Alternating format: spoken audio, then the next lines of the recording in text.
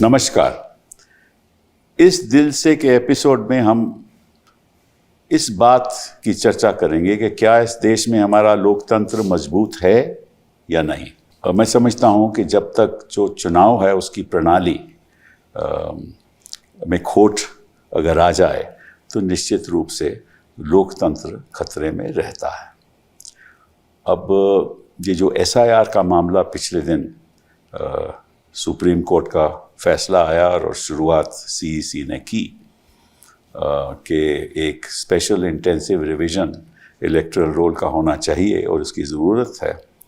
उसकी वजह से ये मामला सुप्रीम कोर्ट में आया और याचिका डाली गई, उसमें मैं भी वकील था और हमने कहा कि ये सारा तरीका गलत है और लोकतंत्र का ढांचा हिल जाएगा और जो बुनियादी बातें हैं इलेक्टोरल रिवीजन की वो संविधान के नज़रिए से देखनी चाहिए। और लोकतंत्र अगर ऐसे ही चलता रहेगा और इस किस्म की स्पेशल रिवीजन होगी तो इसमें क्या होगा कि ये कई लोग जो अपना मत सही तरीके से डाल भी सकते हैं, उनका हक भी है, वो नहीं डाल पाएंगे जिस तरह से ये चल रहा था। तो इसका प्रभाव क्या होगा, क्योंकि बिहार में इलेक्शन हो गया SIR की वजह से और उसके बाद प्रदेशों में इलेक्शन हुए, पश्चिम बंगाल में हुए, तमिलनाडु में हुए, केरला में हुए, पुडुचेरी में हुए, असम में हुए। असम में तो SIR लागू नहीं हुआ सो टू से। तो अब सुप्रीम कोर्ट ने कह दिया ये सब ठीक है, ऐसा होना चाहिए, कोई गलत नहीं किया CEC ने।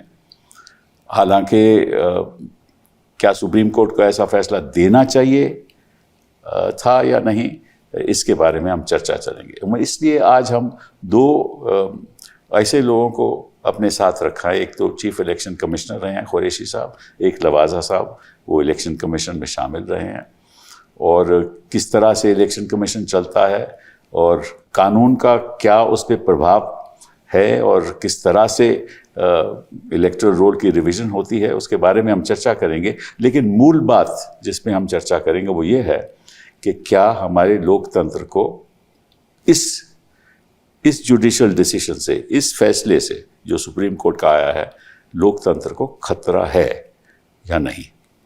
तो सबसे पहले कुरैशी साहब, थैंक यू वेरी मच। आप CEC रहे 2010 से लेकर 2012 तक और 2006 से 12 आप इलेक्शन कमीशन में रहे और आप ने जामिया से PhD की, 1971 में IAS में आए, secretary youth affairs and sports रहे, DG NACO रहे और आपने जो नेशनल एड्स प्रोग्राम था उसमें आपने पहल दिखाई और बड़ी बाखूबी से उसको आगे बढ़ाया। 2011-12 में you were declared as one of the 100 most powerful people in India और जिस तरह से आपने इलेक्शन कमीशन को की जो मॉरल फाइबर था सबसे आगे रखा और आप ऑब्जर्वर रहे रशिया के इलेक्शन में, ऑब्जर्वर रहे साउथ अफ्रीका के इलेक्शन में, आपने कई किताबें भी लिखी हुई हैं।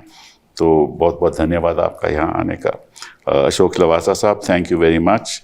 आप इंग्लिश लिटरेचर में आपने मास्टर्स किया, MPhil किया मद्रास यूनिवर्सिटी से, MBA आपने ऑस्ट्रेलिया से किया। 1980 में आप IAS में आए, secretary aviation, environment, forest and climate change, ministry of finance और फिर आप इलेक्शन कमीशन में शामिल हुए, लेकिन कुछ वहाँ मतभेद हो गया तो आप वहाँ से फिर आप आगे बढ़े और आप ADB बैंक में जाकर आपने कुछ अरसे तक 2023 तक आपने 20 से लेकर 23 तक कहा ADB बैंक में रहे। आपका एक डिसेंटिंग ओपिनियन की बड़ी चर्चा है इलेक्शन कमीशन में जब आप थे। तो मैं एक मोटा सवाल आपसे पूछूंगा कुरैशी साहब, वो ये है कि अगर 2029 का इलेक्शन आता है और समझ लो ये सरकार गिर जाती है बीच में से, संभव नहीं है, मैं एक उदाहरण के तौर पे ले रहा हूँ, और नई सरकार आ जाती है और नई सरकार कहती है कि हम स्पेशल इंटेंसिव रिवीजन दोबारा करेंगे क्योंकि ये सारा ही गलत है, ये इलेक्टोरल रोल ही गलत है और हम अपने तरीके से करेंगे, नए डॉक्यूमेंट्स देंगे कि अगर किसी के पास ये डॉक्यूमेंट नहीं है तो इलेक्टोरल रोल में नाम काटा जाएगा। तो मैं बुनियादी सवाल पूछना चाहता हूँ कि ये स्पेशल इंटेंसिव रिवीजन करने से पहले कोई तो डेटा होना चाहिए इलेक्शन कमीशन के पास ये प्रूव करने के लिए कि इसकी ज़रूरत है, क्योंकि कोई भी निर्णय कोई भी संस्था लेती है, चाहे एग्जीक्यूटिव हो चाहे पार्लियामेंट हो, उसके पीछे डेटा होता है कि इस वजह से हम ये कानून बना रहे हैं, इस वजह से हम ये रेगुलेशन बना रहे हैं, इस वजह से कानून को बदलना ज़रूरी है, इस वजह से स्पेशल इंटेंसिव रिवीजन ज़रूरी है। तो मुझे नहीं दिखता कि कहीं भी जब से ये शुरुआत इसकी हुई है कहीं भी किसी ने भी बताया हो जनता को या कोर्ट को कि हमारे पास ये डेटा था जिसकी वजह से स्पेशल इंटेंसिव रिवीजन ज़रूरी है। मैं आपसे पूछना चाहता हूँ, क्या ये सही है जो मैं कह रहा हूँ? जी, आपने जो कहा बिल्कुल ठीक है, लेकिन बस इसमें ये मैं कहना चाहूँगा कि आपने जैसे थ्योरेटिकली कहा कोई नई सरकार क्या और ये ऑर्डर कर सकती है कि SIR नए तरीके से करें, ये सरकार का पावर ही नहीं है, ये तो इलेक्शन कमीशन का है। ये बात दूसरी है कि इनफॉर्मली सरकार पीछे से आर्म ट्विस्टिंग कर सके और किसी की से आर्म ट्विस्टिंग कर पाए, वो बात दूसरी है, लेकिन constitutionally total power election commission, अगर इलेक्शन कमीशन ने कहा हम दोबारा से करेंगे, हाँ वो कर सकते हैं, बट किस आधार पे करेंगे? वो नहीं, वो इस आधार पे, स्टैटिस्टिक्स के आधार पे करेंगे कि देखिए इतनी डिलीशंस हुई। इलेक्शन कमीशन का धर्म है कि not one voter should be left out. बार बार पिछले 15 साल से ये हमारा वोटर एजुकेशन प्रोग्राम है, उसके जो थीम्स है हर साल थोड़ा बहुत वेरी करते हैं, लेकिन उसका कोर थीम यही है कि not one voter to be left out. अब यहाँ पे जहाँ पे एक 10% वोटर्स आर लेफ्ट आउट, वो तो इसकी कॉन्सिक्वेंस क्यों हुई? मैं एक बुनियादी सवाल, I am sorry to interrupt you, बुनियादी सवाल पूछ रहा हूँ कि आपके पास स्टेटिस्टिक्स होने चाहिए ना ये कहने के लिए कि भाई इसलिए स्पेशल इंटेंसिव रिवीजन जरूरी है, ये पूछ रहा हूँ। नहीं, आप, मैं उस पर आ रहा था। पहला सवाल आपने कहा था, उसको मैंने क्लैरिफाई किया। दूसरा ये था कि डेटा होना चाहिए, और इस वक्त भी जब इन्होंने शुरू में किया था उस वक्त एक फर्जी फिगर दी गई थी कि बहुत सारे घुसपैठिए आ गए हैं, उनको निकालना है इसमें से, इस वजह से हम स्पेशल इंटेंसिव रिवीजन कर रहे हैं। ये इन्होंने कहा था, डेटा कोई नहीं दिया था, कोई स्टैटिस्टिक्स नहीं, बस ये कि बहुत सारे आ गए। और बिहार में जब सबसे पहले किया तो 8 करोड़ वहाँ पे वोटर थे। तो ये कहने के बाद कि हम सिर्फ घुसपैठियों की वजह से ये करना, हमने ये एक्सरसाइज शुरू की है, उसके बाद दोबारा उन्होंने इस बात को दोहराया नहीं और 8 करोड़ लोगों को दौड़ाया, और उस दौड़ाने के बाद घुसपैठिए कुछ तो पकड़े गए होंगे। सारे स्टेट को जब हिला दिया तो इन्होंने तो कोई फिगर दी नहीं, फिगर तो ये कुछ देते ही नहीं है, ट्रांसपेरेंसी नाम की चीज़ तो है नहीं। तो एक फिगर जब हमने मीडिया में पढ़ी थी, बार बार मैंने मीडिया में कहा है तो उसी को कंट्राडिक्ट कर लेते कि ये फिगर आया था कि 500 लोग फॉरेनर पाए गए थे, जिसमें से 150 बांग्लादेशी थे और 350 नेपाल की हिंदू औरतें जो शादी करके आई थी। तो 150 लोगों के लिए को ढूंढने के लिए आपने 8 करोड़ को जो दौड़ाया, और उस चक्कर में कितने ऑलमोस्ट 8% 10% डिलीट हो गए।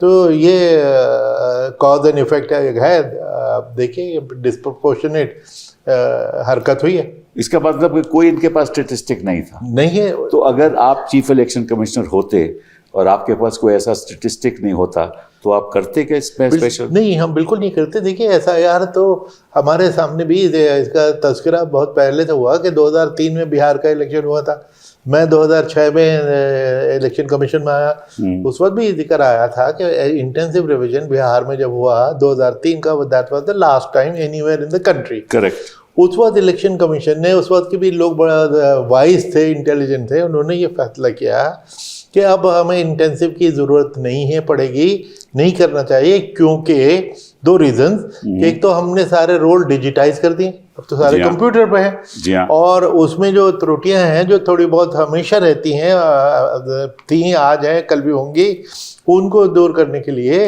हम समरी रिवीजन हर साल किया करेंगे। और समरी रिवीजन का प्रोसेस भी फुल प्रूफ है। यही है कि डोर टू डोर BLO जाएगा, आपके घर में आएगा कि सिबल साहब आपके घर में हमारे हिसाब से 5 वोटर हैं, ये देखिए ये नाम है, ये सब ठीक है। आपने कहा ठीक है, तो वो अगले दरवाजे पे चले जाएंगे।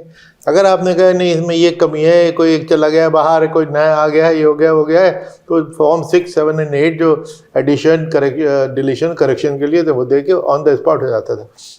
अगर इन्होंने घुसपैठिए ढूंढने भी थे तो BLO के जिम्मे एक काम लगा देते, एक सवाल वो आप एक्स्ट्रा करता हमसे, किसी बोलता आपके भी 5 तो ठीक है, ये बताइए कि आपके पड़ोस में कोई नया फेस तो नहीं दिखाई दे रहा आजकल जिस पे आपको शुभ हो कि ये फॉरेनर है। पड़ोसी सबसे पहले शिकायत करता है, और फॉर्म 7 की डिलीशन भी सबसे ज़्यादा पड़ोसियों ने ही कराई है। तो आपको वो पता लग जाते कि है, और उनके पड़ोस में जाके आप स्पेशल इन्वेस्टिगेशन कर लेते, जिसकी वजह उसके बजाय जो उन्होंने ये स्पेशल इंटेंसिव किया, ये तो डिस्प्रोपोर्शनेट, और मैं समझता हूँ बिल्कुल ही मैं इलीगल तो इसलिए नहीं कहूँगा कि कानूनी तौर पे तो वो जो चाहे कह सकते हो, ऐसी बात नहीं करने को, तो वो चाहे जो फॉर्मूला अडॉप्ट करें, कह सकते हो इलीगल, ऐसी बात नहीं है, क्योंकि अब तो ये जजमेंट पब्लिक डोमेन में है ना। हाँ, तो हम अपनी राय दे सकते हैं। हाँ, नहीं, क्वाइट राइट। तो ये इस लिहाज से तो ये लीगल है, क्योंकि देखिए जिन त्रुटियों की वजह से इन्होंने डेटा अगर दिया भी होता तो क्या होता कि भाई देखिए इतने डेड वोटर्स हैं अभी तक चले आ रहे हैं, ये डेड वोटर्स की चिंता हमेशा हमें होती थी। होता क्या है कि कोई मर गया, रिजर्वेशन इसीलिए तो होता है, इसीलिए तो होता है। और नॉर्मली किसी मर गया तो लोग बताना, या माइग्रेट कर गए, कोई मुंबई से दिल्ली आ गया तो वहाँ लिखवाना भूल गया, उसके लिए हमने काम भी आसान कर दिया था। मेरे वक्त का मुझे याद है, मेरे वक्त में या मुझसे पहले गोपाला स्वामी या चावला साहब के, हमने काम आसान कर दिया था। पहले होता था कि ना 2 जगह अगर आपका नाम है तो क्रिमिनल ऑफेंस है, इसलिए आपका पिछली जगह से नाम कटवाना आपकी जिम्मेदारी होती थी। हमने कहा ये बहुत ज़्यादती है कि गरीब आदमी को माइग्रेंट लेबर चला गया। हमने कहा कि तुम नई जगह पर जब अप्लाई करोगे, जो ज़रूर करना चाहिए अगर 6 महीने से ज़्यादा रह रहा हो, तो उसमें सिर्फ ये लिख देना कि मैं पहले फला जगह पे वोटर था, हम अपनी जिम्मेदारी से खुद कटवाएंगे।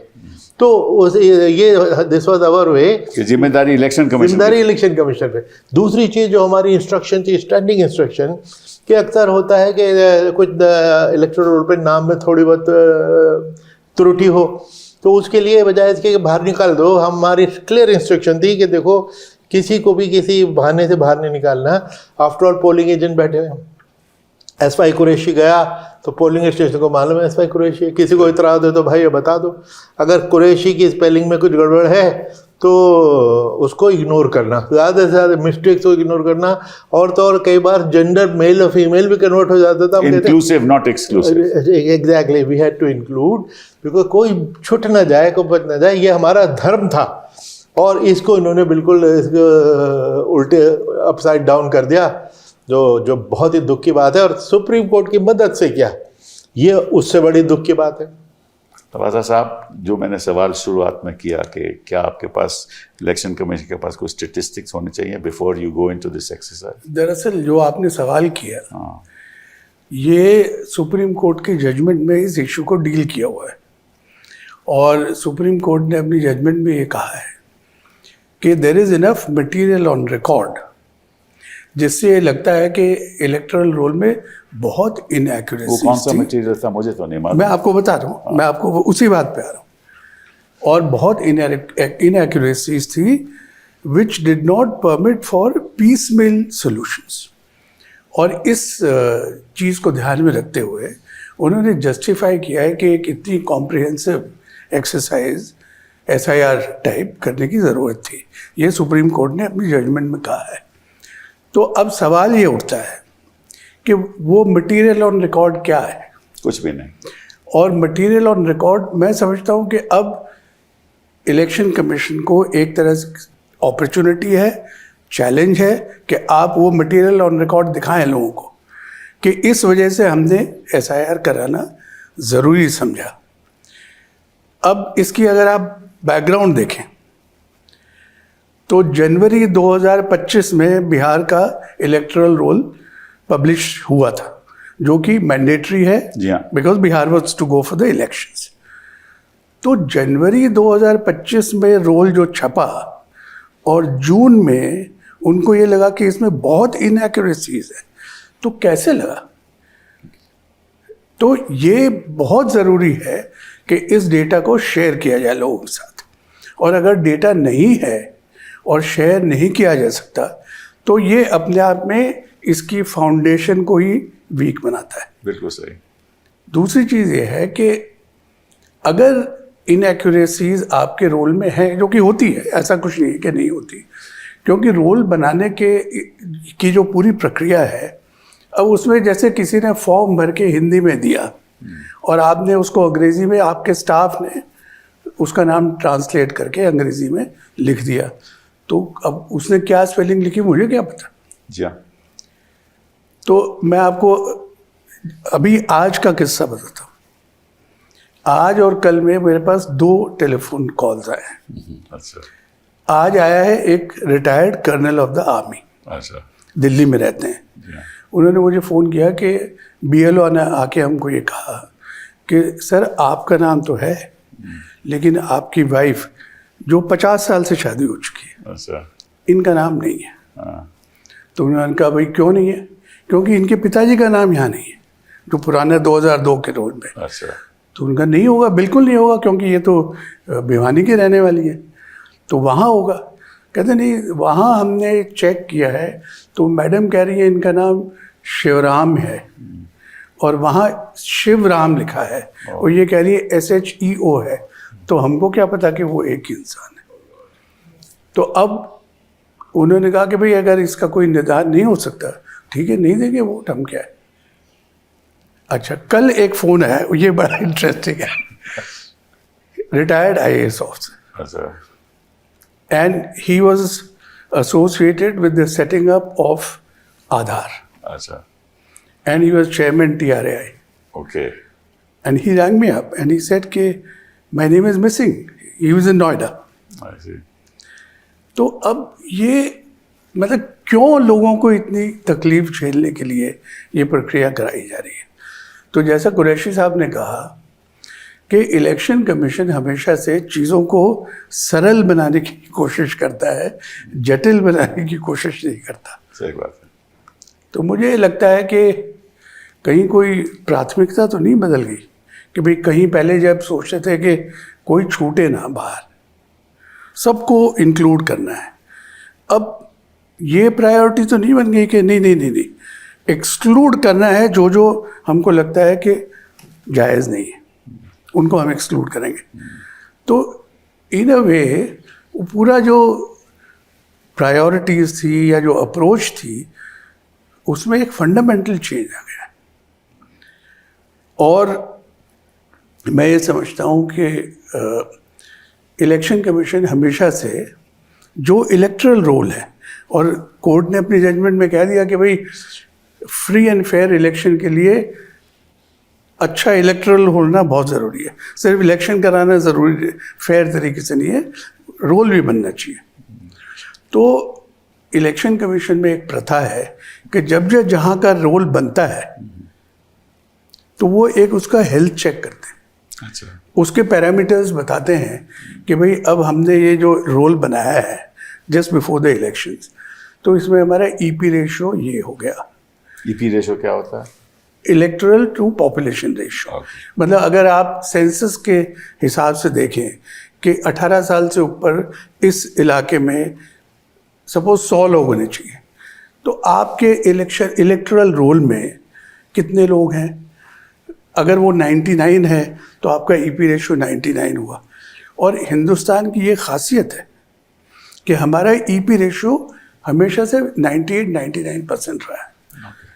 बल्कि अगर आप चाहें तो मैं आपको बताऊं कि जब पहला इलेक्टोरल रोल बना उस वक्त तो सेंसस हुआ नहीं था। जी हाँ।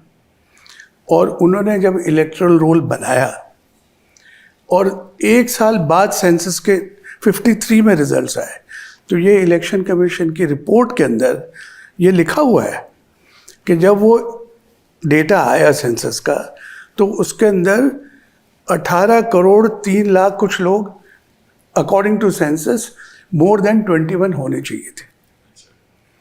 और जो मशीनरी थी इलेक्शन कमीशन की, उन्होंने दरअसल 17 करोड़ और 50 लाख के करीब लोग ऑलरेडी इंक्लूड किए हुए थे। The gap was only 70 lakhs. We are talking of 50-51. So the point is that if election commission ये कहता है कि हमको ये इनएक्यूरेसीज हटाने के लिए या प्योरिफिकेशन ऑफ इलेक्टरल रोल के लिए SIR करना अनिवार्य था हमारे लिए, तो ज़रा बता तो दें कि पहले हमारे पैरामीटर्स ये थे, अब हमने SIR करा दिया, जेंडर बैलेंस क्या बढ़ गया, ईपी रेशो क्या बढ़ गया, 18 से 19 साल के लोग क्या उनकी एनरोलमेंट बढ़ गई? I think they have to produce evidence to justify the conduct of such a massive exercise where crores of people have been put to so much of difficulty. ये बात इसमें मैं एक बताना चाहूँगा कि SIR special intensive revision is the wrong word to use. Revision क्या होता है कि मैं आपको एक डॉक्यूमेंट दूँ कि भैया देखो इसको करेक्शन कर दो। इन्होंने क्या किया कि पूरा जो एग्जिस्टिंग इलेक्टोरल है उसको तो रद्दी की टोकरी में फेंक दिया, नए सिरे से एक ब्लैंक पेज पे इन्होंने नाम जमा करने शुरू किए। नहीं, अब मैं आपको 2003-4 में जो इलेक्टोरल रोल है, आप केवल फॉर्म फिल कर दीजिए। हाँ। और वो हम उसको कोई उसमें वो नहीं करेंगे। हाँ। कोई चेंज नहीं करेंगे, वो तो इन्होंने कहा उस हद तक। लेकिन स्पेशल जो रिवीजन है, जब इन्होंने एग्जिस्टिंग रोल को बिल्कुल ही कूड़े के कूड़ेदान में फेंक दिया तो नए सिरे से जमा किया। और इसमें जो एक बेसिक प्रॉब्लम हो गई जिससे कि ये जो 99% एक्यूरेसी तक हम लोग पहुंचे थे 30 साल की मेहनत के बाद, एक तो डिजिटाइज कर देता और 30 साल से मेहनत कर रहे थे, डिलीशन एडिशन वगैरह करते करते कुछ ना फिर भी त्रुटियाँ रह जाती थी। ये 30 दिन में करना चाहते हैं, ये 3 महीने में करना चाहते हैं, जो इससे इम्पॉसिबल टास्क। इसी वजह से इतने ब्लंडर्स हुए कि 10% के करीब डिलीशन हो गई। अब तमिलनाडु में, बंगाल में, हर जगह 11% डिलीशन हुई है। जनाब 1 बिलियन पॉपुलेशन, जो 1 बिलियन वोटर हम समझ रहे थे, अब वो 88-89 करोड़ के लगभग रह गए।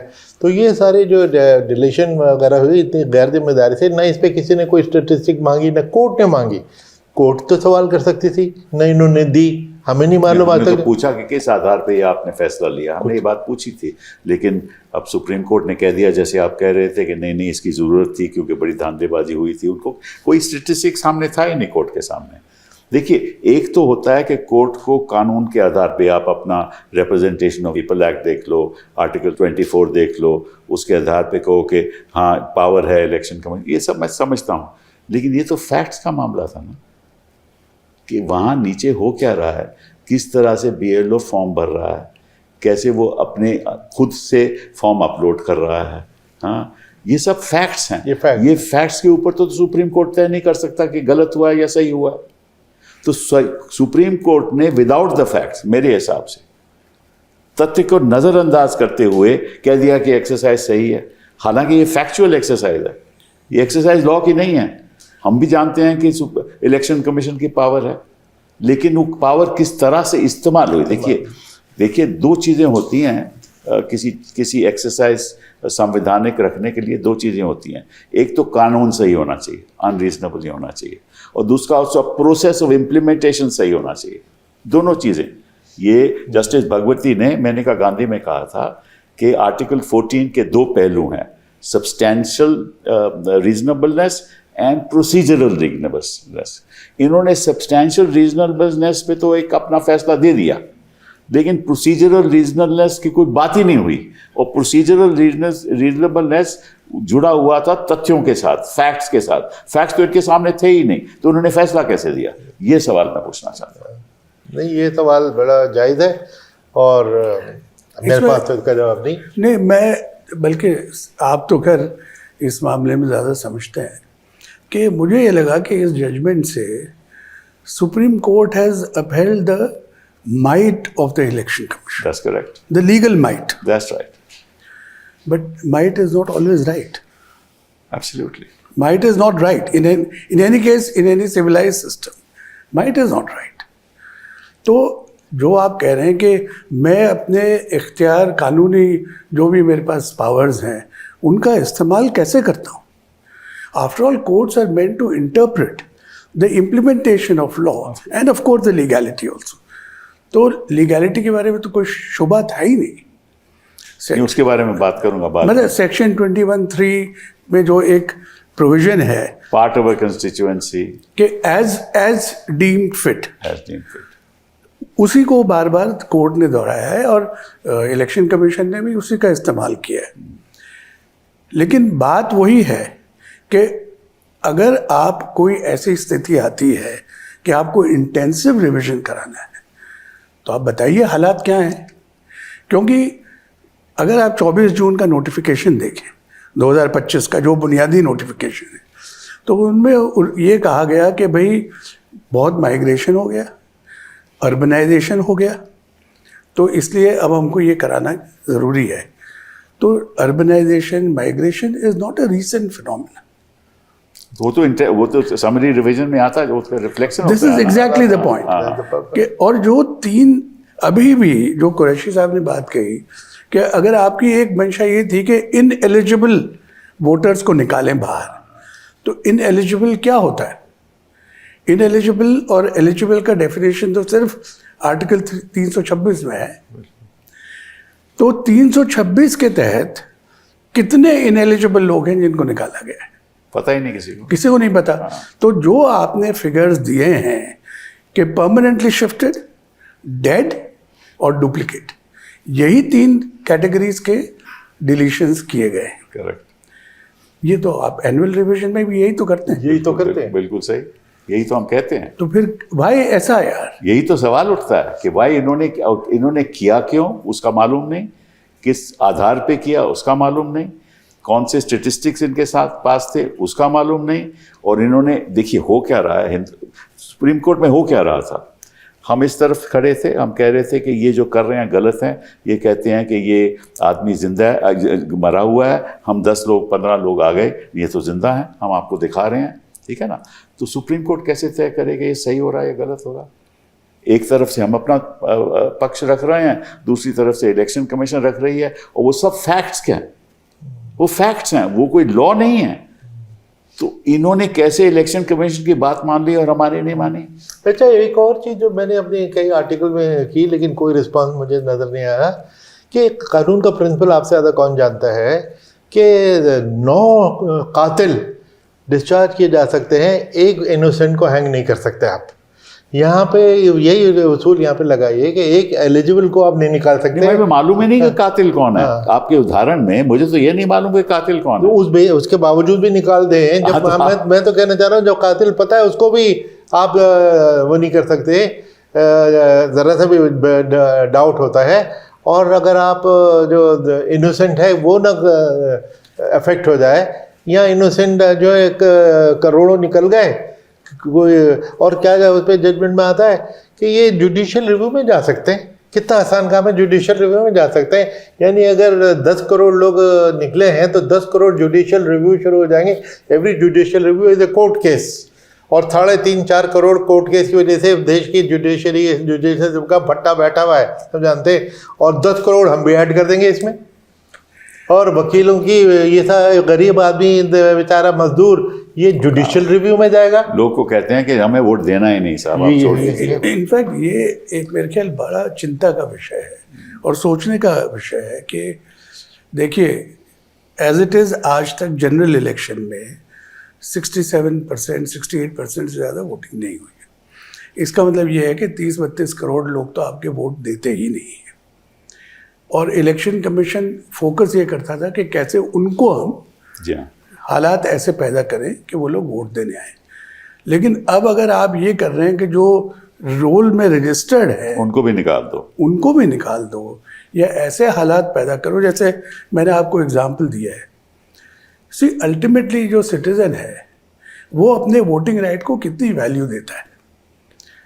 अगर वो ये समझता है कि जैसे ये जो फौजी का मैंने एग्जाम्पल दिया है, उन्होंने ये कहा कि भाई क्या फ़र्क पड़ता है, हमने फलाने टाइम इसको वोट दिया, हमारे यहाँ तो कुछ हुआ नहीं, उसको वोट दिया फिर भी कुछ नहीं हुआ, सब पार्टी को दे के देख लिया, अब नहीं देंगे वोट, क्या है अगर नहीं बनेगा हमारा। पर इस पे मैं बताना चाहूँगा कि ये जो इनके पास फ़ोन आए वो तो कर्नल वर्नल किसी का है, इसकी जो इम्प्लीकेशन है ऑन द ग्राउंड बड़ी सीरियस है कि उन्होंने जो बंगाल में इम्प्लीमेंट कर दिया कि अगर आप वोटर रोल से डिलीट हो गए तो आपको सारे बेनिफिट्स डिनाई करने, राशन कार्ड छीनना शुरू कर दिया, जो फ्री राशन मिलते थे वो देना बंद कर दिया, सारी चीज़ें बंद कर दी। कर्नल साहब को की हेल्थ को फ़र्क नहीं पड़ेगा, ना मुझे आपको पड़ेगा, हम ही नहीं देंगे वोट अगर हमारा नहीं बना। लेकिन गरीब लोगों के लिए तो वोटर रोल पे होना उनके सर्वाइवल का सवाल था। ख़ास तौर पर मुस्लिम इलाकों में, मुर्शिदाबाद में और अपना 24 नॉर्थ 24 परगनाज में तो इसी तादाद से वोट डिलीशन हुए तो आप सोच भी नहीं सकते। और आपको मालूम है किन किन लोगों के डिलीशन हुए, और वो बेचारे कहाँ जाएं, आप कहाँ जाएंगे ये। और उसमें आप याद रखिए कि असम के चीफ मिनिस्टर ने तो पब्लिकली कहा था, आपने वीडियो को बार बार वीडियो देखा है कि हम मुसलमान का जीना इतना हराम करेंगे कि वो निकल के खुद चला जाएगा कि भाई देखो इनको इतना तंग करो, लेबर है 5 रुपए मांगता है तो 4 रुपए दो, ये करता है तो ये करो, ताकि वो खुद ही तंग होकर निकल जाए। तो तंग करना, अगर एक चीफ मिनिस्टर और वो कहता है, स्टेटमेंट करता है और उसकी कोई रिप्रिमांड नहीं होती, तो विच मीन कि ये तो कोई, और अगर इलेक्शन कमीशन उन्हीं लोगों के वोट काट देगा तो फिर तो इससे क्या बात तो वही है ना, फिर बात तो वही वही है ना। नहीं ये सबसे बड़ी, बहुत बड़ी गंभीर बात है। दूसरी बात जो मैं आपके सामने रखना चाहता हूँ, हिंदुस्तान की पॉपुलेशन बढ़ रही है ना। 1950 में हिंदुस्तान की पॉपुलेशन 34-35 करोड़ थी, ठीक है ना। आज होकर 140 करोड़ हो गई। तो अगर पॉपुलेशन बढ़ रही है तो वोटर भी बढ़ रहे हैं। और 2025 में जो वोटर थे इलेक्टोरल रोल में, वो कमती कैसे हो गए? यही तो ये सबसे गंभीर सवाल ये है कि वो वोटर जो जिनकी संख्या 8 करोड़ थी, वो 7 करोड़ 62 लाख कैसे हो गए? वही मैं ईपी रेशियो की जो बात कर रहा था आपसे, वो कैसे हो गए? आपकी संख्या तो बढ़ रही है और इस डिवीजन से वोटर कम हो गए। दरअसल सिब्बल साहब, आप जो बात कर रहे हो ना, आई थिंक ये बहुत इम्पॉर्टेंट चीज़ है और इसका हर्ष हमको देखना चाहिए जब सारा SIR पूरा हो जाए पूरे देश का। अभी अगर आपने ये कहा जैसे बिहार में कि जी इतने लोग माइग्रेट कर गए, या बाकी 12 जगह जहाँ पे हुआ उन्होंने कहा कि इतने लोग माइग्रेट कर गए, तो माइग्रेट करके गए कहाँ? हिंदुस्तान में गए, कहीं और उनका वोट बना? तो जब एग्रीगेशन होगा इन सब का, तब देखा जाएगा कि ये लोग, हमारा जो टोटल था बिफोर द SIR, अगर if we had reached a figure of 99 crore, so have we reduced it? If we have reduced it, how have we reduced it? That's the problem. What has happened to those people? Correct. ये बहुत सबसे गंभीर सवाल तो ये है। और मैं कुछ आंकड़े देख रहा था कि जहाँ जहाँ भी ये इलेक्शन हुआ है, वहाँ वोटर की तादाद कम हुई है। वो तो हो ही नहीं सकता। जब इलेक्शन हर जगह पे 1.5% 2% से बढ़ रही है, तो वोटर कैसे कम हो रहे हैं?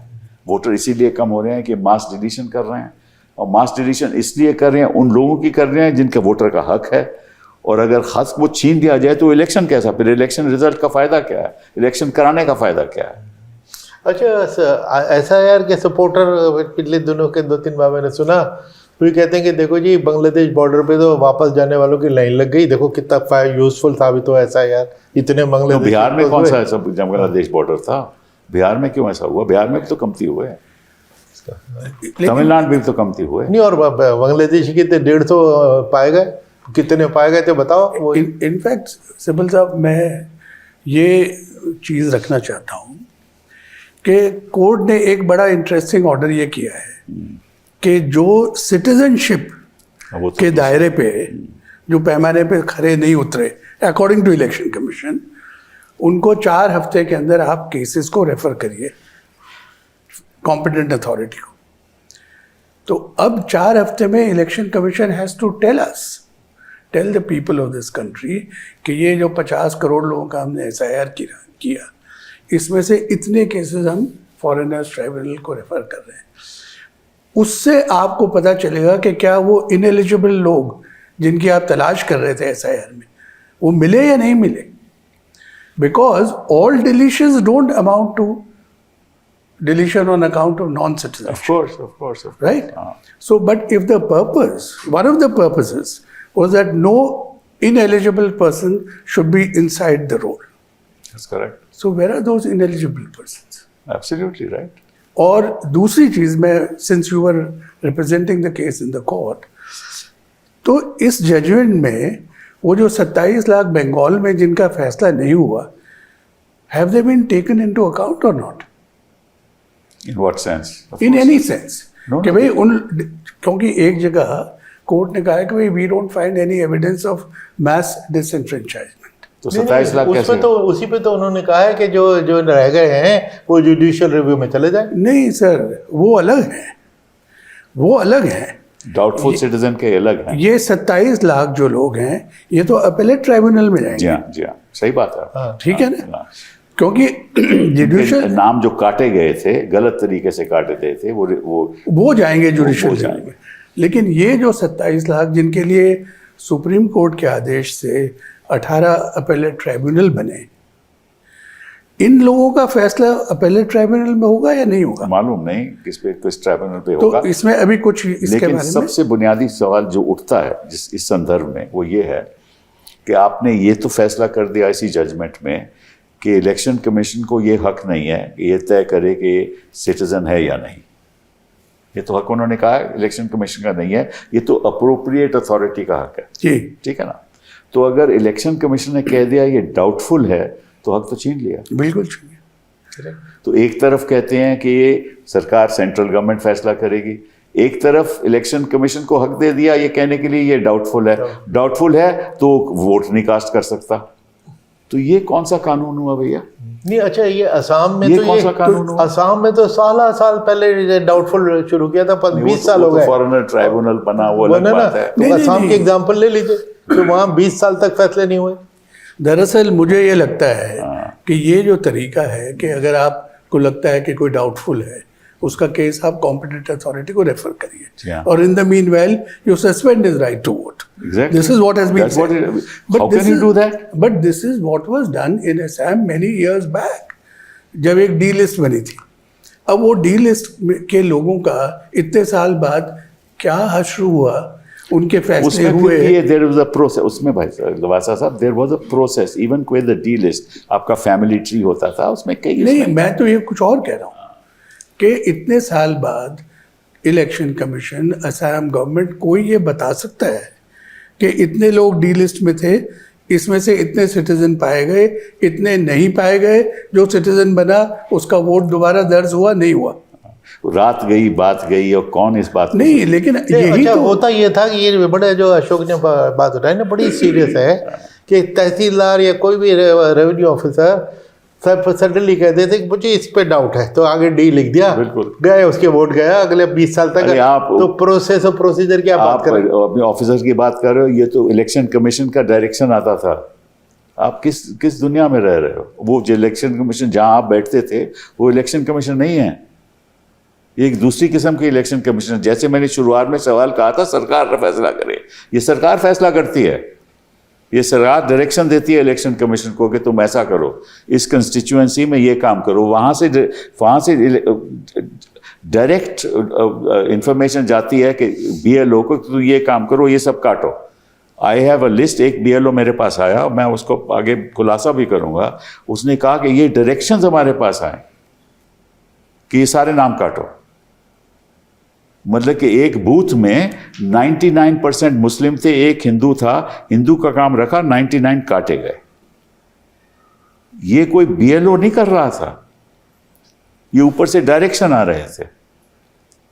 तो इसका मतलब यह है कि ये manipulation of the electoral roll थी। मतलब कि इलेक्टरल रोल को किसी तरीके से ऐसे बनाया जाए कि उस बूथ में एक ही वोट पड़े, ये हिसाब है। यही था। हाँ, ये वो बात नहीं है जो आप कह रहे हो कि भाई उन्होंने सच में सोचा। उसकी क्या हैसियत कि वो कहेगा डाउटफुल है? मुझे बताइए आप। फॉर्म के हिसाब से कोई ऑब्जेक्शन करेगा तभी कहेगा ना, उसको एफिडेविट देना पड़ता है फॉर्म के हिसाब से कि भैया ये सिटीजन नहीं है या यहाँ नहीं और है। एविडेंस भी देना, एविडेंस भी देनी पड़ती है, और अगर झूठ एविडेंस पकड़ी जाए तो उसको प्रोसिक्यूट किया जाएगा। ये है कानून का। लेकिन इसमें किस आधार पे उन्होंने डाउटफुल कहा? किस आधार पे कोई कह सकता है ये डाउटफुल सिटीजन है? बेचारे BLO को क्या मालूम कि ये डाउटफुल है जब तक उसे कोई इंफॉर्मेशन नहीं आएगी। और यहां बैठे हुए इलेक्शन कमीशन को क्या मालूम कि ये डाउटफुल है? ये सवाल उठता है। मतलब कि इसमें पूरी तरीके से ऐसी दखल अंदाजी है इलेक्टरल रोल बनाने में। मैं तो ये आरोप लगा रहा हूं इलेक्टरल रोल बनाने में कि, और ये फैक्ट सुप्रीम कोर्ट कैसे अपनी जजमेंट में तय कर सकती है कि ये सही हुआ या गलत हुआ। एक पक्ष मैं रख रहा हूं, दूसरी पक्ष इलेक्शन कमीशन रख रही है, और आप फैसला कर रहे हो विदाउट फैक्ट्स। कोई आपके पास तथ्य नहीं है कि जमीन पे क्या हो रहा है। आपको मालूम है कि हमने सोशल मीडिया में 50 जगह देखा तो BLO खुद कर रहा है, मैंने अब कर दिए, मैंने अपने आप ही बोल दिया, डाल दिया, और जो हमें कहा गया वो हम करते रहे। ये तो सामने था, और ये फैक्ट्स सोशल मीडिया में है, ये फैक्ट्स वीडियो में है, ये फैक्ट्स इलेक्शन कमीशन को मालूम है। तो फिर इलेक्शन कमीशन कैसे कह रही थी सब ठीक हो रहा है, और कैसे कोर्ट मान रही है कि सब ठीक हो रहा है? नहीं, इस जजमेंट से मुझे मतलब यही एक चीज़ समझ में नहीं आई कि क्या इतने सारे जो अखबारों में जर्नलिस्ट ने जाके इन्वेस्टिगेशन किया और अपनी अपनी रिपोर्ट छापी और लोगों ने बहुत तथ्य रखे अपने सामने, तो उनका संज्ञान लिया गया है या नहीं लिया गया है? एक तो ये जजमेंट से पता नहीं चलता। ले ही नहीं सकते, बिकॉज जो सुप्रीम कोर्ट है they can't decide on facts. ये कैसे डिसाइड करेंगे? लेकिन द फैक्ट कि आप जो भी चलो कानूनी चीज़ एसआईआर आप कर रहे हो, उसके करने में इतनी सारी तकलीफ, इतनी सारी डिस्क्रिपेंसीज, डिस्टॉर्शन सामने आ रहे हैं, तो इसके बारे में नजरअंदाज कर रहे थे कोर्ट उसको देख ही नहीं रही थी। नहीं, और दूसरी चीज़ ये तभी तो ये फैसला कानून का फैसला है, तथ्यों का फैसला नहीं है। जो नीचे हो रहा था उसका फैसला नहीं है ये इन्होंने कहा कि देखिए इलेक्शन कमीशन एक बहुत ही रिस्पॉन्सिबल ऑर्गेनाइजेशन है, हम उसकी बात मानते हैं, उन्होंने ये कहा सच ही होगा। अभी ऐसा तो कहे ना कि दो साइड्स आर्ग्यू कर रही हैं, कोई जज कहे कि साहब एक बात सच ही होगी अगर आप ही एक साइड की बात मानोगे, जब आपको मालूम है। ये तो नहीं कि इनको यही मालूम कि नीचे क्या हो रहा। रोज़ के रोज़ हम इनके पास तकरीर करते थे कि साहब ये सब बिल्कुल गलत हो रहा है, इलेक्शन कमीशन ऐसे कर रही है वैसे कर रही है। तो आप जो बात कह रहे हो उससे एक मसला और सामने आता है, और कुरैशी साहब ने तो मेरे से ज़्यादा इलेक्शन कमीशन देखा है, कि मुझे लगता है कि अगर आप पूरी हिस्ट्री देखें इलेक्शन कमीशन की, और जो केसेस इलेक्शन कमीशन जिसमें कोर्ट के सामने लोग गए हैं, मुझे नहीं लगता कि कोई बहुत ज़्यादा केसेस ऐसे हैं जिसमें कोर्ट ने इलेक्शन कमीशन को गलत बताया है। इक्का दुक्का कोई केसेस होंगे। तो मुझे ऐसा लगता है कि supreme court always defers to the constitutional authority that election commission enjoys. और जैसा आप कह रहे हैं कि भाई जो कर रहे हैं ठीक ही कर रहे होंगे, लेकिन इससे मसला ये पैदा होता है कि जो आपका चेक्स एंड बैलेंस का सिस्टम है, जो आर्किटेक्चर है कॉन्स्टिट्यूशन में, तो अगर इलेक्शन कमीशन हमेशा जो करता है वो सही है और अगर वो गलत करता है तो फिर लोग कहाँ जाएंगे? यही तो प्रॉब्लम है। और जो आप कह रहे हो ना कि इतिहास की बात कर रहे हो, कभी ऐसा मामला सुप्रीम कोर्ट के सामने नहीं आया। नहीं, जो आप कोई भी और वो तो कानून के मामले है ना, कानून के मामले में ऐसे हम इलेक्शन में जीती भी है और हारी भी, ऐसी बात नहीं है। वो कानूनी बातें हैं, ये तो फैक्ट्स की बातें हैं ना कि नीचे हो क्या रहा है। आप आप लिस्ट रोल बनाते हो, रोल किसी आधार पे बनाते हो ना। और जैसे आपने कहा कि जो शुरुआत में रोल बना था वो हाउस टू हाउस एन्यूमरेशन होती है। इन्होंने हाउस टू हाउस एन्यूमरेशन नहीं की। इन्होंने कहा कि कोई ज़रूरत नहीं है, अंडर 21(3) ये तो अपने आप ही अपना प्रोसीजर इवॉल्व कर सकते हैं। ये भी एक बड़ी बड़ी गंभीर बात है। कहाँ लिखा है कानून में? क्योंकि हमारा इलेक्टरल रजिस्ट्रेशन रूल्स हैं, आपको मालूम है। ये इलेक्टरल रजिस्ट्रेशन रूल्स पार्लियामेंट ने तय किए हैं, उनको फॉलो करना लाजिम है। इलेक्शन कमीशन को करना है। सुप्रीम कोर्ट कह दिया नो, कोई ज़रूरत नहीं, वो लागू नहीं है। क्यों नहीं लागू? क्योंकि स्पेशल इंटेंसिव रिवीजन है और 324 की पावर है। इसका मतलब कि जो इलेक्शन कमीशन, पहली बार हुआ है कि इलेक्शन कमीशन की पावर अनट्रैमल्ड है। हालांकि जितने मैंने लॉ को समझा है, मुझे याद है कि मिस्टर अरुण जेटली हमारे पेश होते थे, उन्होंने एक कॉन्सेप्ट बताया था ऑक्यूपाइड स्पेस का। आर्टिकल 324 उस चीज़ के लिए जिस पे कोई लॉ नहीं है, वहाँ पे आर्टिकल 324 यहाँ तो लॉ है ना, जहाँ लॉ बन गया वो ऑक्यूपाइड स्पेस है। Now we have to go by the law. 324 को इसमें लाना ही गलत है। 324 और साथ में 21(3) में ऐसी पावर देनी। हाँ, और ये तो सिस्टम कभी इलेक्टरल रजिस्ट्रेशन रूल्स में है ही नहीं कि आप कहो कि ये डॉक्यूमेंट आप फिल करो तभी हम मानेंगे। और आधार की बात जो है हम मानेंगे, लेकिन आपका बीएलओ तय कर सकता है कि ये नहीं, मैं नहीं मानता, ये भी कह दिया। तो इसका मतलब इन्होंने एक अपने ही तरीके से ये तय किया कि हम इस तरह से इलेक्टरल रोल बनाएंगे, जो कभी इतिहास में हुआ ही नहीं। मुझे एक फॉर्मर डिप्लोमेट फॉरेन सर्विस के एक ऑफिसर ने, जब शुरू में बिहार में शुरू हुआ, जब ये डॉक्यूमेंट्स की बात हो रही थी कि इन्होंने आधार भी निकाल दिया, वोटर कार्ड को भी निकाल दिया एज ए प्रूफ। यस। तो मैंने उस पर एक आर्टिकल लिखा, उस पर उनका मुझे फ़ोन आया कि साहब आपने बड़ी इंपॉर्टेंट बात मिस कर दी कि अब पहले नेपाल में हम सिर्फ आइडेंटिटी कार्ड के बेसिस पे, आधार और फोटो कार्ड के एपिक के बेसिस पे जा सकते थे। बिल्कुल बिल्कुल। कहने का Nepal will be justified in saying कि जब आप ही नहीं रिकग्नाइज करते एपिक को, तो अब आप एपिक भी नहीं ला सकते, आधार भी नहीं ला सकते, अब आप पासपोर्ट लाइए।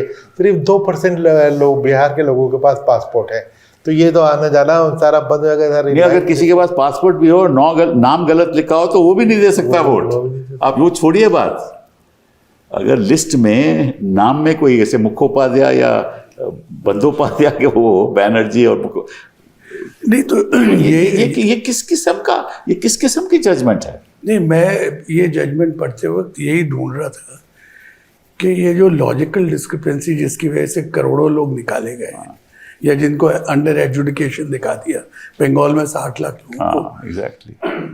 तो did the court find out कि ये लॉजिकल डिस्क्रिपेंसी क्या चीज होती है? हमने समझाया उनको, यही जो आप कह रहे हो, ये बात कोर्ट के सामने हमने रखी। और लॉजिकल मतलब इलेक्शन बैनर्जी बंदोपाध्याय हो सकता है, अच्छा, और चैटर्जी चट्टोपाध्याय हो सकता है। सिर्फ एक ही स्टेट में क्यों? हाँ, सिर्फ एक ही स्टेट में क्यों, हर जगह क्यों नहीं? क्योंकि हमारे रूल तो हर जगह अप्लाई करते हैं। वो कहते हैं कि ऐसा बाकी जगह नहीं है। नहीं, बाकी जगह भी लगाई है सर लॉजिकल डिस्क्रिपेंसी, लगाई है। हाँ, इतनी लेकिन सवाल ये है कि मतलब मेरी जो समझ है, इलेक्शन कमीशन हमेशा जो प्रोसीजर बनाता था, हमेशा वो लोगों को समझाता था कि भाई देखो ये इसके पैरामीटर्स है, क्योंकि स्टाफ को भी तो समझ में आना चाहिए कि इसको इम्प्लीमेंट कैसे करेंगे। इंस्ट्रक्शंस दे रहे थे। तो लॉजिकल डिस्क्रिपेंसी का tool, no, the way I understand it simple साहब इज कि जब ड्राफ्ट रोल बना, तो ड्राफ्ट रोल किसकी स्टैट्यूटरी अथॉरिटी है? ईआरओ की। इलेक्शन, हाँ बिल्कुल, ईआरओ की है। हाँ। तो ईआरओ के दस्तखत से ड्राफ्ट रोल छपा, बिल्कुल, उसके अंदर आपने उन 60 लाख लोगों का नाम डाला है, तो ईआरओ वाज सेटिस्फाइड, करेक्ट, कि ये लोग एलिजिबिलिटी क्राइटेरिया पूरा करते हैं। लेकिन कोई आपने एक ऐसा सॉफ्टवेयर बनाया जिससे आपने लॉजिकल डिस्क्रिपेंसी ढूंढी और उस पर लिख दिया कि आप अंडर एजुकेशन हो, तो discrepancy does not mean disqualification. I agree. अगर आपकी उम्र 46 है और वो 64 लिख दी, तो इसका मतलब ये थोड़ी कि आप वोट नहीं दे सकते। एग्जैक्टली।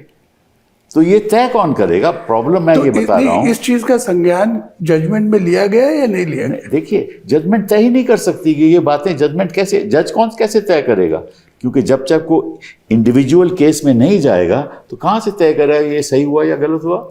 जज ने तो कह दिया कि हम 324 की इंटरप्रिटेशन कर रहे हैं, हम 2313 की कर रहे हैं, हमने जो इलेक्शन कमीशन ने क्या है हम उस बात को मानते हैं। ये कहते हैं डुप्लीकेट वोटर है, सही है, ये कहते हैं लोग यहाँ से चले गए वो सही है, ये सब मानते हैं, इसलिए ये ज़रूरी है, इसलिए जो कर रहे हैं ठीक है, इसलिए हम इसको मेरे ख्याल कुछ प्रिसाइडिंग ऑफिसर, पोलिंग ऑफिसर जिनकी ड्यूटी लगी थी इलेक्शन में, वो आए थे पिटिशन लेके कि जी हमारी ड्यूटी लगी है इलेक्शन में, लेकिन हमारा नाम इलेक्टोरल रोल में नहीं है। वो भी आए, सारे आए थे ये लोग, और अपॉइंटमेंट लेटर में हमारा एपिक नंबर लिखा हुआ है। करेक्ट। उन्होंने कहा कोई बात नहीं, तो एपिक को तो उन्होंने वैसे नहीं, तो उन्होंने कहा कि नहीं आप अपीलेट ट्राइब्यूनल के पास जाइए। हाँ करेक्ट, वही ना। तो इसका मतलब this was creating some problem, they know that, but they left it to the appellate tribunal to decide. But appellate tribunal could not do it ना, इतने दिन ही नहीं थे। और एक बेंच ने तो ये कहा कि ऑलमोस्ट 100%, 98%, नो, बाकी जो 20 खारिज हुए थे वो दूसरी साइड के थे, एक्चुअली 100% है वो, मतलब 100% डिलीशन गलत थी। That itself should mean that this election should be set aside. अगर 100% डिलीशन ही गलत थी, उसका क्या नतीजा हुआ, किस इलेक्शन में कौन किसको वोट करना था, वो तो किसी को पता नहीं ना। आपने एक फॉर्म्स रख दिए, वो अकॉर्डिंग टू मी संवैधानिक नहीं है, क्योंकि electoral registration rules do not require any such thing. जब तक आपका इन्यूमरेटर वहां जाके ये तय नहीं करेगा कि इस घर में कितने लोग हैं, कितने वोट करने वाले हैं, तब तक ये आप नहीं कर सकते थे। और फिर आप कहो कि इसको मैं 2 महीने में करूंगा, इसमें 3 महीने में करूंगा, हर तीसरे दिन केस लगता था वहाँ। और नेचुरली जो जज भी तंग आ चुके थे कि रोज़ रोज़ हम यही बात आप बोलते हो और वो इसका इनकार करते हैं, हम कहाँ से फैसला करें। ये प्रॉब्लम है। तो मैं तो समझता हूं कि एडीएम जबलपुर हुआ और कई सालों बाद कोर्ट खुद ने तय किया, कोर्ट ने खुद कहा कि गलत था। But does it mean, Sibbal Sahab, that the fairness of the procedure cannot be questioned? Where will it be questioned? ये That is बताइए। the point. Where will it be questioned? I don't know. It will be questioned in the Supreme Court. Where else? Who will decide this on the facts? कोई decide ही नहीं कर सकता। कहाँ से decide करेगा? यही तो प्रॉब्लम जजमेंट की यही है। नहीं तो फिर कि वो आपने लॉ के आधार पे फैक्ट्स डिसाइड कर दिए, जब फैक्ट्स के आधार पे आपको लॉ डिसाइड करना चाहिए। नहीं तो वो आपके constitutional architecture of checks and balance, उसका क्या हुआ? कोई constitutional architecture and checks and balances are decided by the Supreme Court of India, right? If they don't check the imbalance, then there will be no checks and balances. That's what's happened to our country. I have told political parties कि अगर ऐसे ही चलता रहा तो काहे को election लड़ते हो, करने दो इनको। क्योंकि अगर यही नौबत आ गई कि कोर्ट्स भी कुछ नहीं करेंगे, बातें नहीं सुनेंगे, तो ठीक है, एक तरफिया कर दो। अभी काटने से ही आप जीत रहे हो तो वैसे ही जीत जाओ।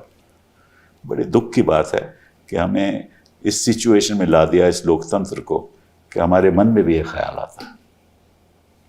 बट इसीलिए सिब्बल साहब, एक मैंने आर्टिकल लिखा था जिसमें मैंने ये कहा था कि अगर दो आदमी आपस में compete कर रहे हैं और फेयर कंपटीशन है, लेकिन अगर अंपायर का रवैया शक के दायरे में आता है तो वो जो बेचारा सही मायने में जीता है उसकी भी जीत लोग मानेंगे नहीं। तो इट इज, जब तक आपकी इलेक्टोरल डेमोक्रेसी है, you will need a regulator. And who will regulate? And that Not regulator- Supreme Court. I'm sorry, Supreme Court cannot regulate on facts. ये तो तथ्य है ना, ये तो जमीन की बातें हैं ना। ये ये कौन, रेगुलेटर तो इलेक्शन कमीशन है। वो तो रेगुलेटर ही अब एक तरफिया बात करे तो कौन रेगुलेट करेगा? ये प्रॉब्लम तो ये है ना, बनाए हुए उनके, अपॉइंट किए हुए उनके, जो सरकार चाहे। और हम देख रहे हैं, आज की बात नहीं है, कई बरसों से देख रहे हैं कि किस तरह से इलेक्शन कमीशन काम कर रहा है। नहीं, बट पहले भी तो गवर्नमेंट अपॉइंट करती थी। एग्जैक्टली, मैं बताना चाहूँगा, लोग थोड़े अलग थे। नहीं आप जैसे ब्यूरोक्रेट्स नहीं बैठते थे। सिब्बल साहब, मैं भी कांग्रेस का अपॉइंटी था। कांग्रेस के 4 मिनिस्टर्स को मैंने चार्जशीट किया था, including the law minister of the आप कई लैंड। बातें मुझे बता चुके हैं कि आपने 4 बार किया था। हाँ। मुझे मालूम है किया था, और करना भी चाहिए, आपके लेकिन यहाँ किसी की हिम्मत है? यही हिम्मत है किसी की? My question, that is the question. अगर यही लोग एक तरफिया हो जाएंगे तो why do we talk about democracy? कौन सी डेमोक्रेसी की हम बात करते हैं? प्रॉब्लम तो ये है। और इसलिए देखिए, हम ऐसा प्रोग्राम भी नहीं करते जब तक हमारे मन में ये बात रोज रोज हमें चुभती है कि हम किस तरफ ले जा रहे हैं इस देश को, और कौन कौन इन लोगों का साथ दे रहा है। नहीं, इसीलिए सिब्बल साहब, आई वांट टू से मेक वन पॉइंट कि अभी भी इलेक्शन कमीशन को चाहिए कि वो मटेरियल ऑन रिकॉर्ड पब्लिक करे, अगर वो अपनी क्रेडिबिलिटी दिखाना चाहता है।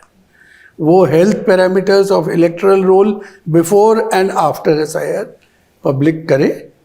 वो ineligible voter electors found because of not being citizens, उसका डाटा पब्लिक करे, और वो लोगों से ये शेयर करे कि हमने ये जो 13 स्टेट में किया है, इसमें ये कमियां पाई गई, इसको हम इस तरह से आइंदा सुधार करेंगे।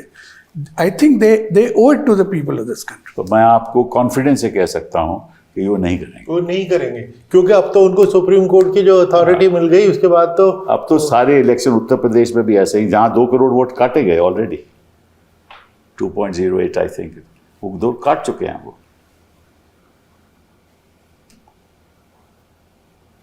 तो एनीवे, ऑन दिस नोट, आपका बहुत बहुत धन्यवाद कि आप आए, और ये बहुत ज़रूरी है देश के सामने रखना। धन्यवाद आपका। Thank you.